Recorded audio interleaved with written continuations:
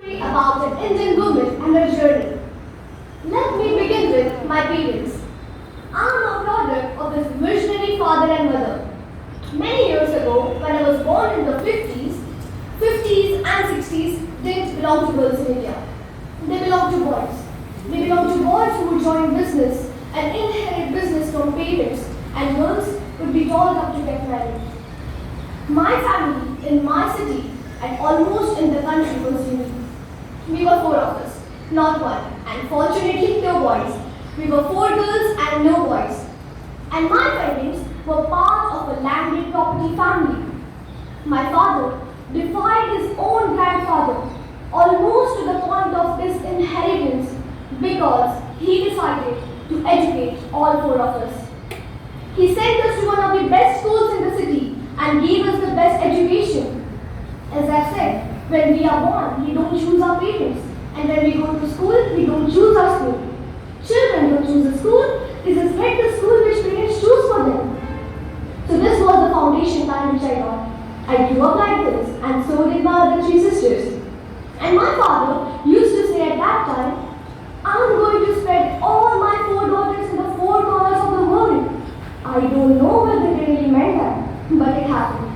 I'm the only one who's left in India. One is a British, another is an American, and third is a Canadian. So we are four of us in the four corners of the world. I followed two things which my father and mother gave me. One, they said, life is on an incline. You either go up or you come down. And the second thing, which has stayed with me, which became my philosophy of life, which made all the difference is, 100 things happen in your life, good or bad. Out of 100, 90 are your creation. They good, they your creation enjoy it. If they're bad, they your creation learn from it. 10 are major sin, on which you can't do a thing. You've just got to respond to the situation. But that response comes out of those 90 points. Since I'm a product of this philosophy of 90-10 and secondly life on an incline, that's the way I grew up. I grew up to be valuing what I got. I'm a product of opportunities. Rare opportunities in the 50s and 60s which girls didn't get. And I was conscious of that fact, that what my parents were giving me was something unique. Because all my best school friends were getting dolled up to get married with a lot of dowry. And here I was, with a tennis racket, going to the school and doing all kinds of extracurricular activities.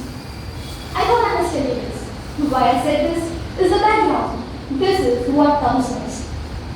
I joined the Indian Police Service as a tough woman, a woman with indefatigable stamina, because I used to run for my tennis titles, etc. But I joined the Indian Police Service, and then it was a new pattern of policing.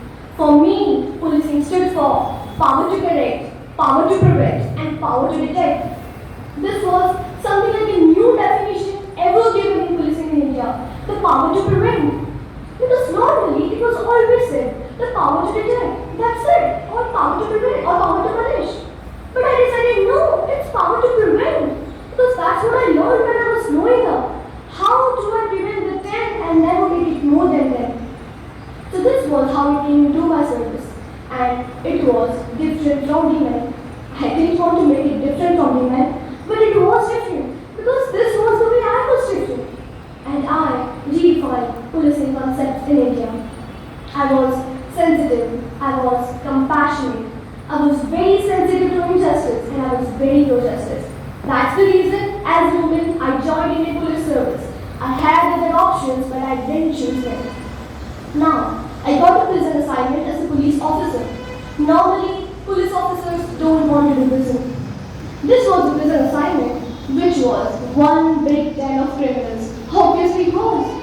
Terrorists, rapists, burglars, gangsters, some of them which I sent to jail as a police officer outside. And then, how did I deal with them? The first day when I went in, I didn't know how to look at them. And I said, do you pray? When I looked at the group, I said, do you pray? And they saw me as a short young woman wearing a patansu. And I said, do you pray? They didn't say anything. I said, do you pray? Do you want to pray? They said, yes. I said, all right, let's pray. I prayed for them, and they to change. Friends, this has never happened that everybody in the prison studies.